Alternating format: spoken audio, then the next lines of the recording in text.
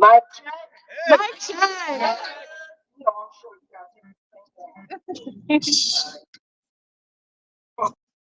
that. So thank you guys for coming out. I appreciate each and every last one of y'all. Just supporting the cause. And the reason I'm calling you today, not only is the 555 West Wednesday, we just out here because we definitely need to keep the movement alive. I just so much hate. Like, I know I look exhausted, but I was up crying my eyes out all night. And I did not find out until midnight that a dear friend of mine passed away suddenly and passed Steve Turner. Like, it just took my heart. Like, I cried to like 3 and had to get back up at 5, so I ain't get no rest. And he always came to support West Wednesday. He was a good community guy, was an ex-police officer that had enough respect to tell us how he got blackballed, daughter's dear wife in West Wednesday. She passed away like 2 years ago. And every day this man would lift his queen up and just post pictures after pictures. So I guess she was waiting at the pearly gates for him. And that's the only way I got sleep last night, just knowing that part. But it broke my heart. Like, it's just saying that it seems like Facebook and social media are turning into obituaries. Like, every time you look somebody that just passed away or something. And then another queen that was doing a lot of work, her name was Maybell. She was a community actor, a beautiful woman, always hooked up on Christine flowers and everything. She passed away in the night after ceasefire was getting, but her aunt just passed away. So like I said, it's a lot. It's a lot. So I just wanted to just bring everybody together under love, and we just gotta keep fighting this ugly fight. Nobody wants to do it. Nobody signed up for this, but it's something that we have to do because no one's coming to save us. Like no one. As a Christian woman and believe in God that saves, no one is coming to save us. We have to save ourselves. And it's by all the work that we do in our community, no matter what it is. Nothing is less than or greater than. We all are doing work.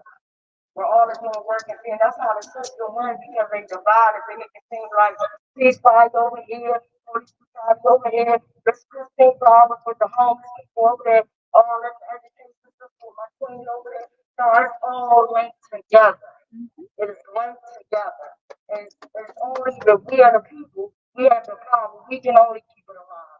We can only do this through integrity and everything, love, everything. So I just want to let you guys know I love you. And tonight, it's sad that I have to bring impact and families that have been affected, but I'm gonna give everybody a chance to talk with this stop right here. Only for the impacted families right here. I have a few families up here. And Mama, she couldn't get on board. I had so many people. And Kelly Cooper's mom as well. And she came, but she had to leave. And she lost her poor baby many years ago, still fighting, still keeping it moving along. So first, I just want to take 1 minute. Can I get a time? People can also like cut it on my phone. So let's take 1 minute for anybody affected by anything that you're going through. But mainly I'm uplifting all the victims of police brutality.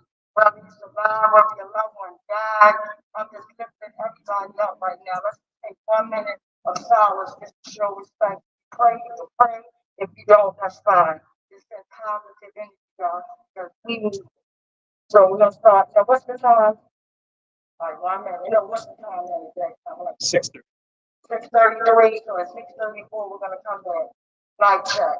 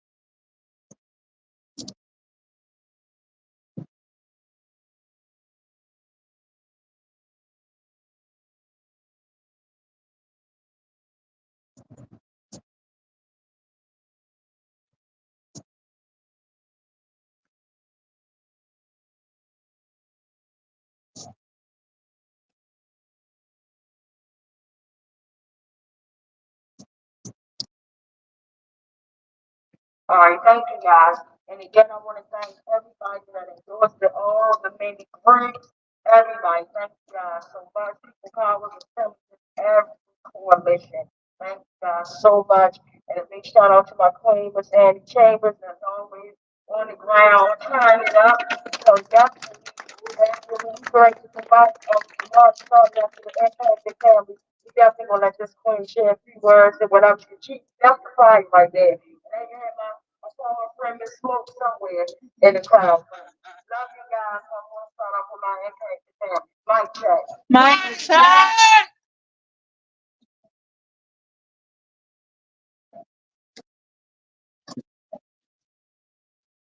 Mic check. Mic check. This is the first time I've spoken out since the trial. And let me tell you, the pain and suffering that people have is ridiculous.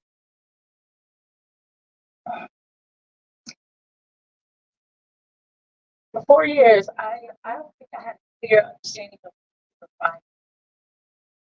I think we're about we're fighting the beast, or fighting the persona order of police, or we're fighting police supporters. But I can honestly tell you, after watching a man who not only murdered my cousin, but murdered two other men and brutalized many others, get acquitted simply because the state's attorney did not do her job. The state's attorney filed the indictment incorrectly without missing language. The state's attorney made deals with this person. I now realize that I'm literally fighting against our entire government. The corruption that protects police is not within the police department. It's not within the fraternal order of police. It's not within simply a few politicians that support our these police officers. It is the United States government on a federal and state level is who we are fighting against. Simply to get justice for murderers. I think I didn't want to believe that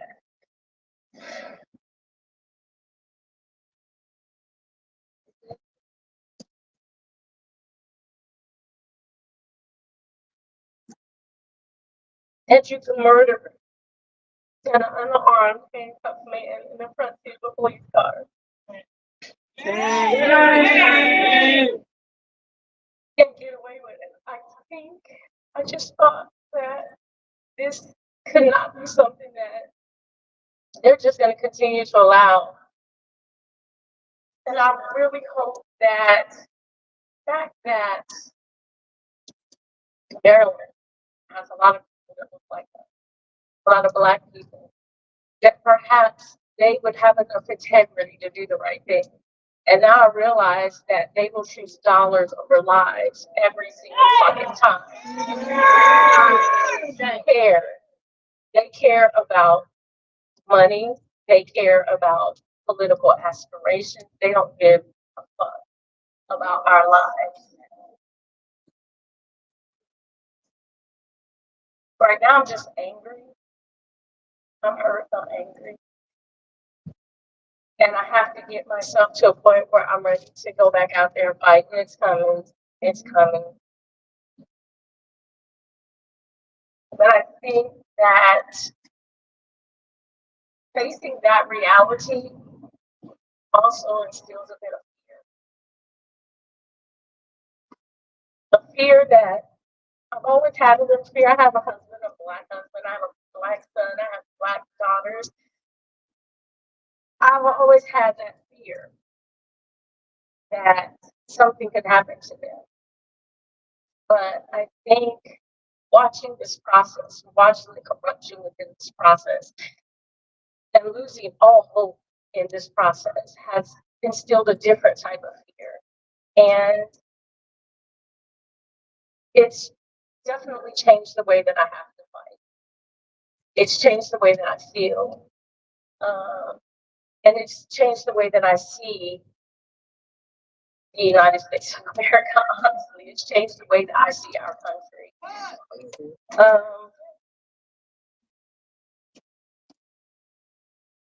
I appreciate the people that are out supporting Wanda and her fight.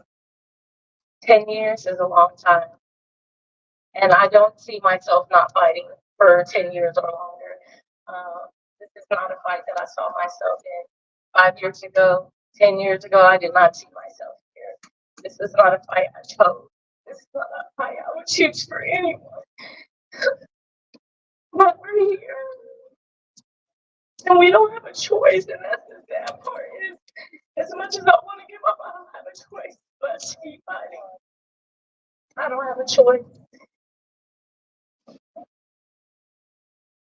And I appreciate the people who have a choice but choose to stand with us and fight with us. So thank you. I appreciate you guys. Mic check. Mic check. Mic check.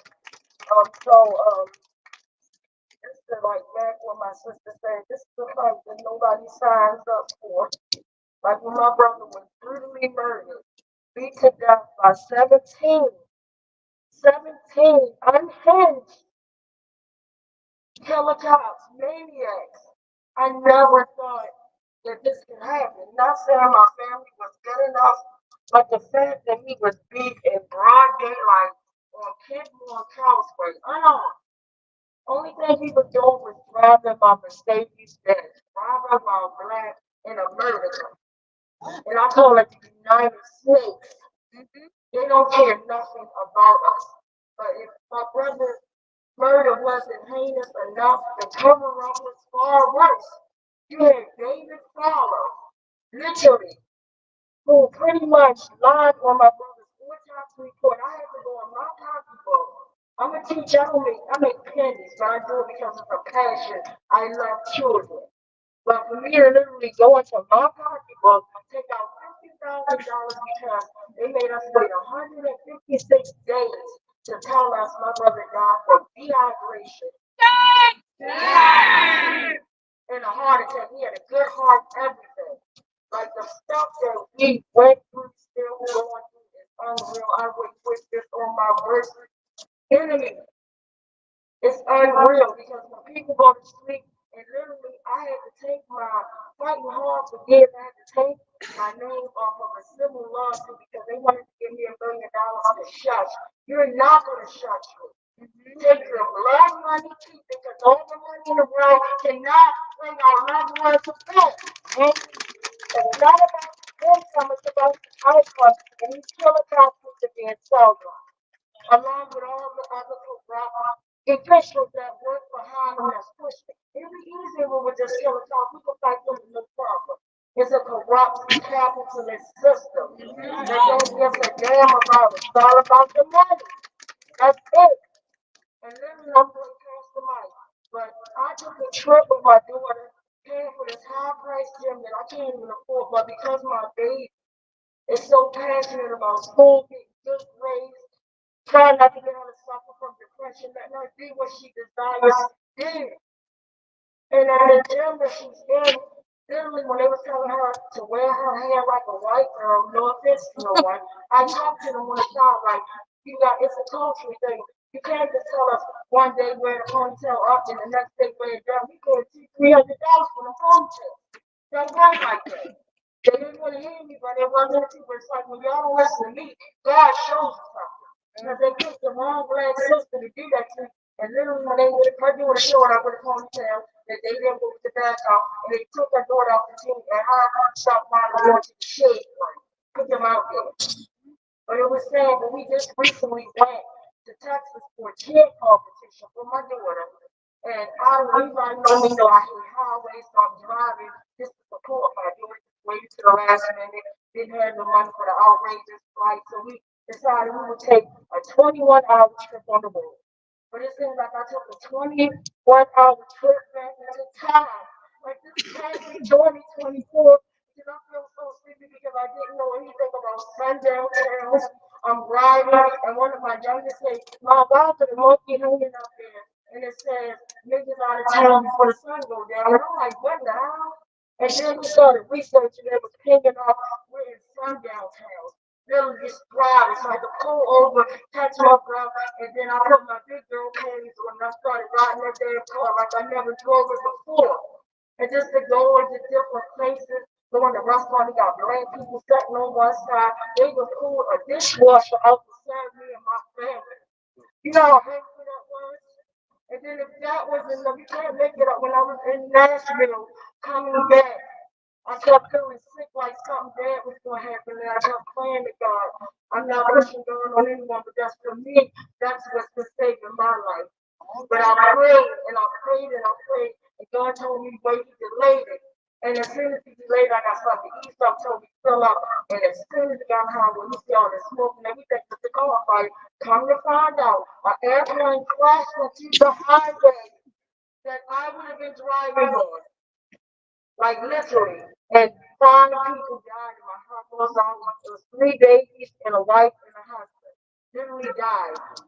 I mean, I can't make this up. But to go through all the stuff you go through, this is 2024. We're not taking it no more. Enough's enough. Mic check. Mic check.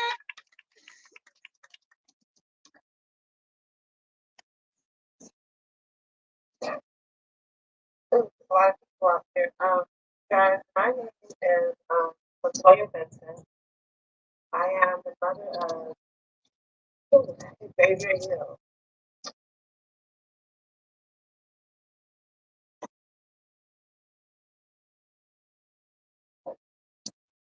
Y'all very I really want to get a message out for Xavier.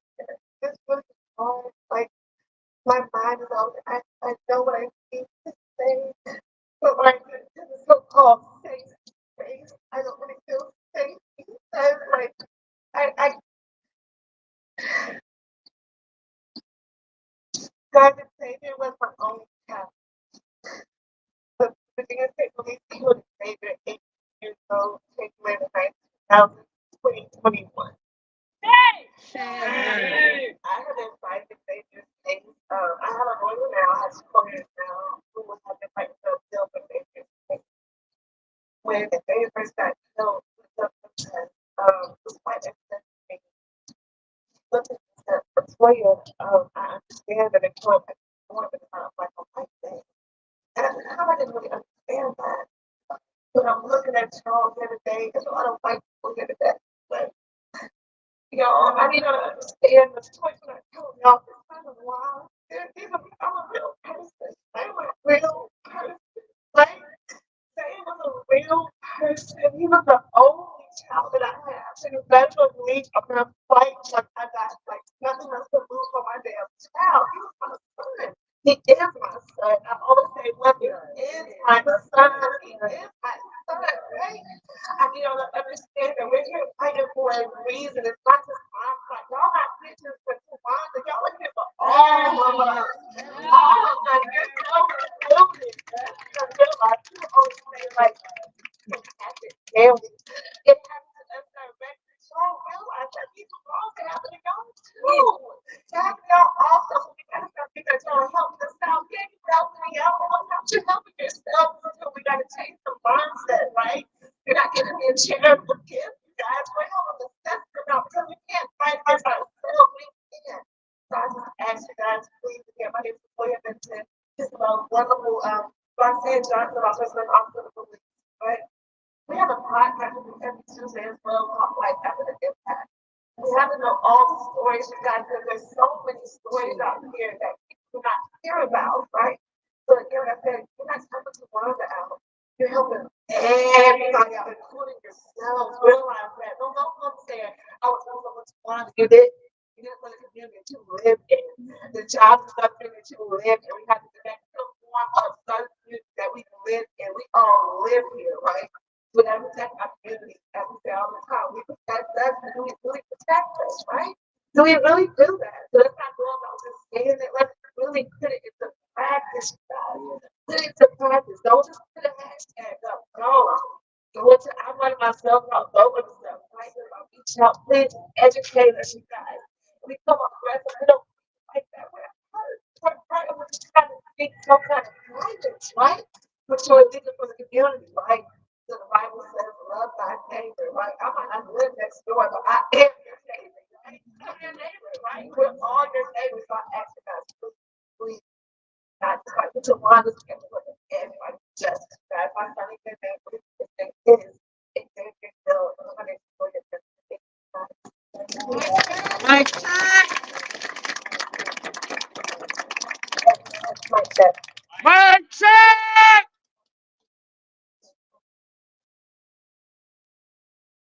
hotel. My name is Roxanne Blanchard Johnson. My son's name is Jamal Bird. He was killed by DC Metropolitan Police October the 1st, 2019. Say. The pain never goes away. Um, that was the only son I had. I was a daughter too. But our whole family has been forever changed by the events of state-sponsored violence. If we don't do something about this violence sponsored by our tax dollars, we own what we got. Straight up, no chasing. Today is my family. Yesterday is her family. But tomorrow can be your family. Until we tell the people who serve us, by the way, that no more killer cops. They belong in cell block. That's right. Killer cops. In Baltimore City alone, this place could be filled to the brim with victims. We just talked with a lady last night. Her son was killed by Baltimore City police.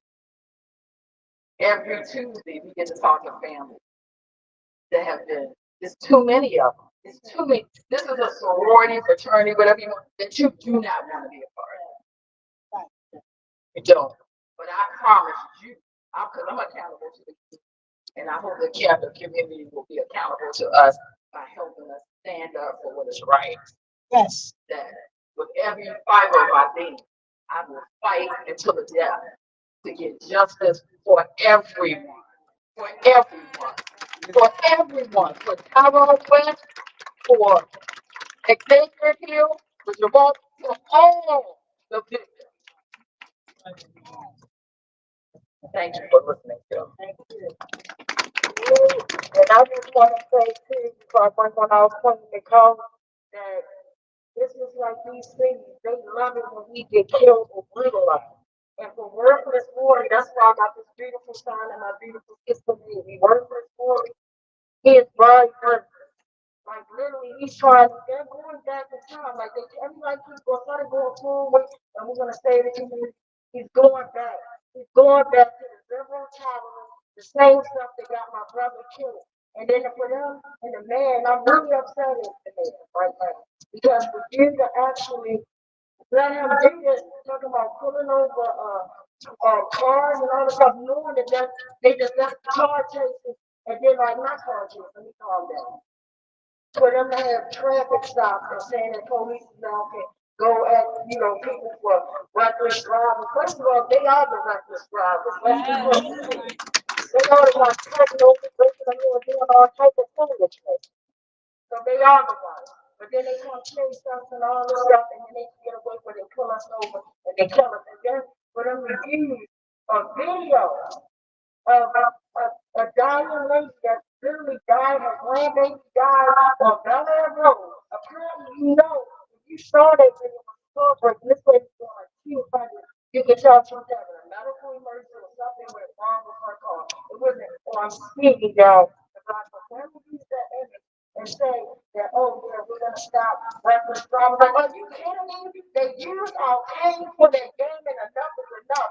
And the saddest part, like, and they were talking about this on Fox 40 Live, when they were talking about this the other day, they actually had the mayor in D.C., she actually signed some type of bill to give authority to police officers to do chases. Knowing that car chases kill so many people is ridiculous, and she actually signed it. and the way that they were looking, if you watch, and I love screaming, it reminded me of watching the Purge. They were all smiling these grim, evil smiles, and she was talking, and this sister is brown like me, and she's signing out death certificates. So I'm tired of using our pay for the game. Mic check. Mic check. Hey, everybody. Y'all time. Enough is enough.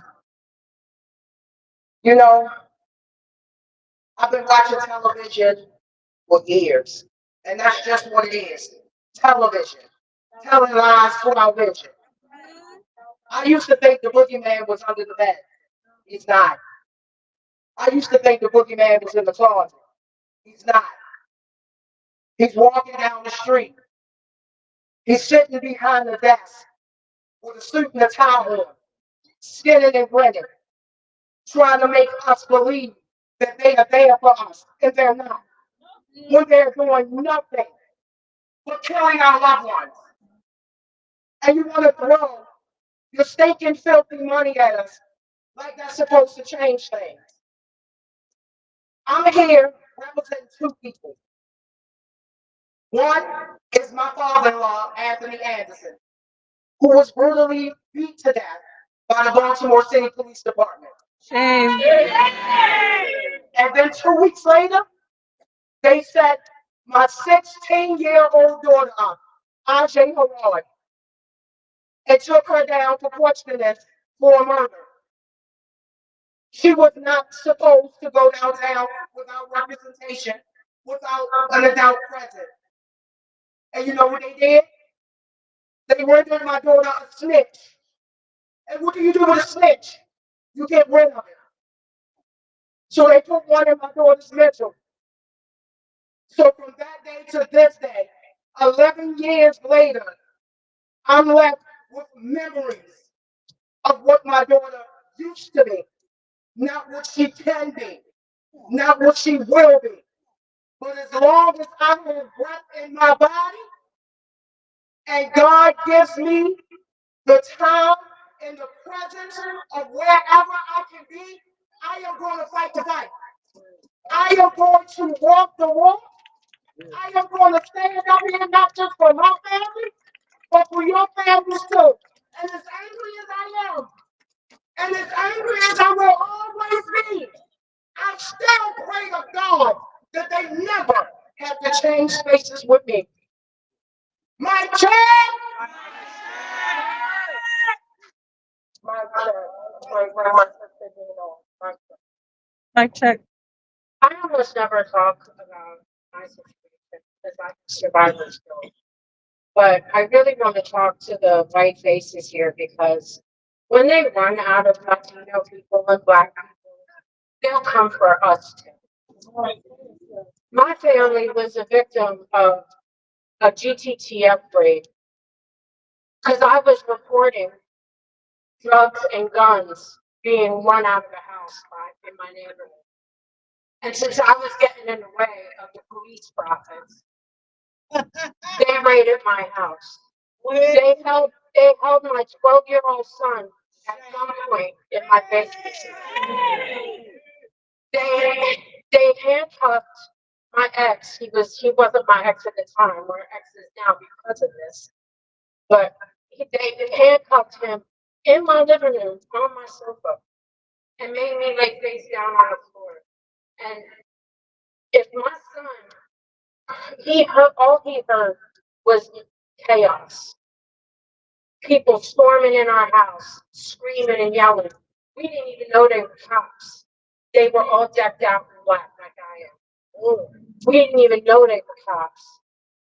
We were set up by Reggie Parker, Detective Reggie Parker, kingpin, drug dealer, cop. All right. Shame. And then some of the cops that were in my house were on killed Tyrone West. Bernardo Ruiz within my living room, making me lay face down on my own floor. So I just want you all to know When they run out of black people to kill, Latino people to kill, they'll come for white people too. We are not immune. We are not immune. That's all I wanted to say. I hardly ever talk about this because, like I said, I have survivor's guilt. No one got killed that day. But if my son would have made it out into my dark backyard, there were armed officers back there too, and they would have shot him before, like, realizing he was a kid. And I know that in my brain. I know it. I know it. There were 12 dirty, stinking cops all through my house. So don't think it can't happen to you. Mic check. Mike. And this is saying, even if they would have realized that her baby was, they still would have killed. Because they killed babies. They killed babies. They still did animals. And I feel sorry for the very few good men and women that I really feel sorry for. My heart goes out to that. So, everything is talking, so now it's time for us to start protesting and marching and walking. And I want to see if Ms. Annie Taylor want to share a few words before we start protesting. Mic check. Mike. Zoom, zoom, zoom. Roll it along. It should be rolling.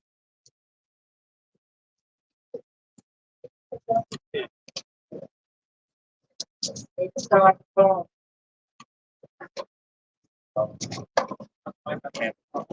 yeah.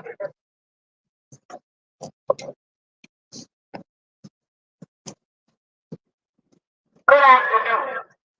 I'm Reverend Ann Chambers. And Tawanda, I had to make my way here today.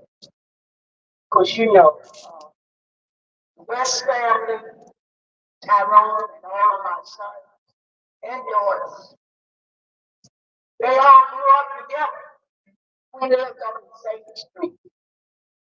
Same street. Tawanda's aunt was like my sister, Dolores. Okay? What I want to say is, and I'm speaking today for People's Town Assembly, which I'm a part of and proud of. Revolution! Revolution! That's the answer. Revolution! That's the answer. This country is not going to change. We, black, white, Hispanic, Latino, Indian, no matter who, when you stand up for justice, I tell everybody, when I walk in, and I say this to a judge, he said, "Oh, I'm so glad to see you here, but I thought you had retired." I said, "Did you retire?" You haven't retired. Why the hell you think I'm going to retire? And I said it like that. Because I have a right. I have a duty. I'm a revolutionary. And I'm fighting a revolution. And I've been fighting for 64 years. Out of my 83 years, I've been fighting for 64 years. Nothing is going to change until we make a change. And what makes change? I'm a crying woman, but you won't catch me on my knees. Because if you catch me on my knees, that means that I am bad, subservient to you. I'm subservient to nobody or nothing but God. Amen. I stand up and I fight you with every breath. I'm sitting in this chair and I tell wherever I go to the young people, stand up and look them in the eye. Because once you stand up, your enemy have no power over you. But if you bear children, if you bear down, that gave them enemy. They want to talk about violence. We live in a $9 country. They were a brown country. In the world. It's the most violent country in the world. So when somebody asks me, as a minister, pray the word of God, are you non-violent? I look at him and say, you're crazy. I'll be non-violent if you allow me. I've been shot. I've been stabbed. But let me tell you, there's never been a time the rebel can't tell you it's right back. Any movement. We were taught. And I'm not a product. And I know, and I love him too. I love Minister Matt. Oh, Lord. But I'm a product of Minister Matt. And he taught very well. You don't kill your enemy. Power over you. You don't kill your enemy. Power over you. You see, when talking about the violence that police have done, and I'm going to finish. My grandsons were killed. I had two beautiful grandsons. I have many grandsons because I'm the mother of 25 children. But I have many grandsons, but these two were great grandsons. And one tried to do all he could, just to get by and go to school and do that. And one of them was in the game. But then he became a father and he decided he wanted to get out the game. So he was telling on the Baltimore City police. And then where did they find him? Your mother dead. Up there by the school on Gifford Avenue. They found him dead. The police killed him. But they killed him wrong. What? They just looked alike. They weren't doing anything with this brother. When they found out that they killed the wrong brother, the brother that they meant to kill was walking home. And right by parole and probation, the police. Then you got parole and probation, right? Well, the cops out. Blow his brains up and kill him. And then when they still couldn't find what they were looking for, because who had this stuff to really prove what Carlos was doing? Grandma! Yes, I gave it up. Gave it to the feds. And y'all might know that policeman went in there with all the paper in his car and where to go get it at the police station. Yeah! And I ain't scared. See, I'm at the age I don't give a damn. I'm fighting the revolution. Amen. I'm a revolutionary. And I gave up all the information. Yeah, they raided my house and they told them. They did everything. But I want to leave this with y'all saying. This is a revolution. When people say, when will it stop?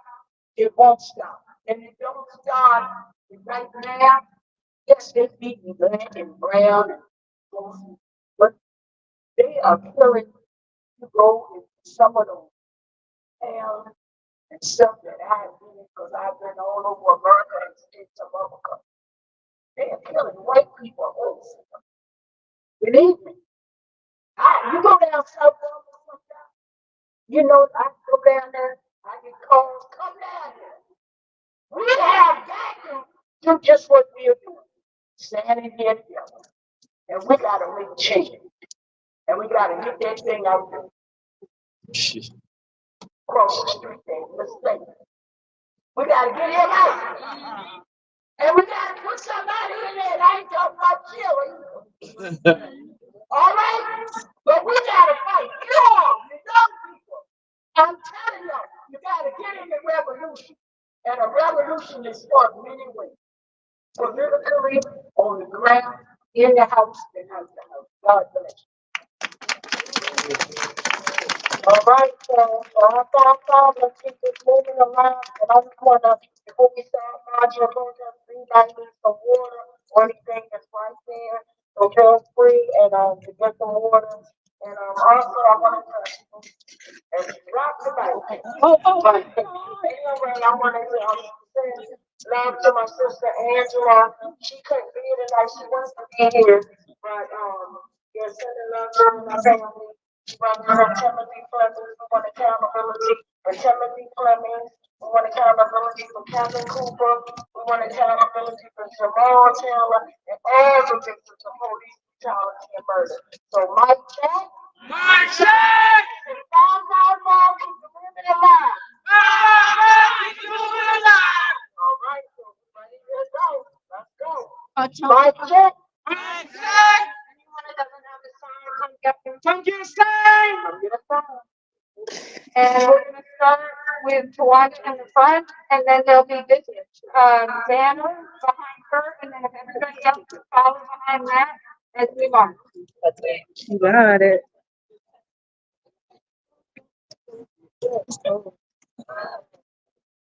Like, silly.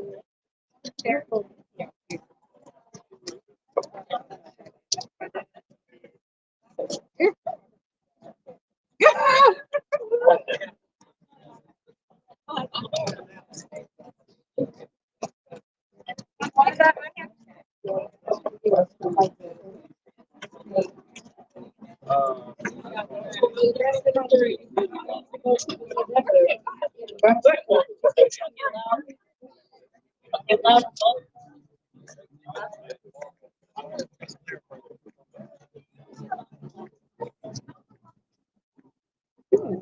Maybe just like stage like by this corner. Yeah. Yeah. Yeah, and then we could just file into the street off that.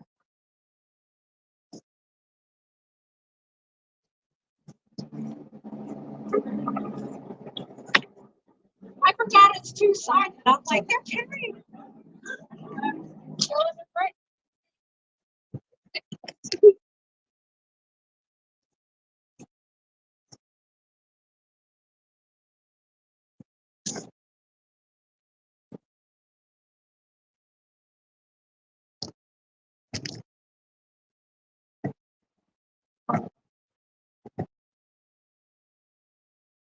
Got it back? Yeah. Brian and I are just gonna hug the street side. Side. That's big side.